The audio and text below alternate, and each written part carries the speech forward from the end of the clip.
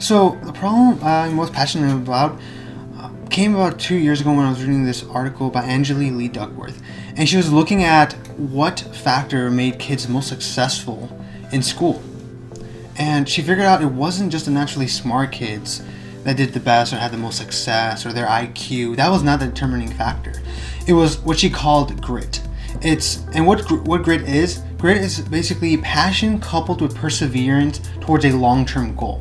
That is something that I'm very passionate about, and I want to help promote in society. Because around me, I don't think there's a lot of people that have. A lot of people have hard work ethic, but they don't have a long-term hard work ethic. Sometimes they simply just want to outsmart, cheat the system in a way, and exploit it. They want to get from point A to point B pretty quickly. They don't want to go through all the hard work in between. But what I would argue, what I want to promote in them and instill in them is use grit, because that is something that is an intrinsic motivation. That's going to get them not only from point A to point B, but from point A to point C to D, all the way down to Z.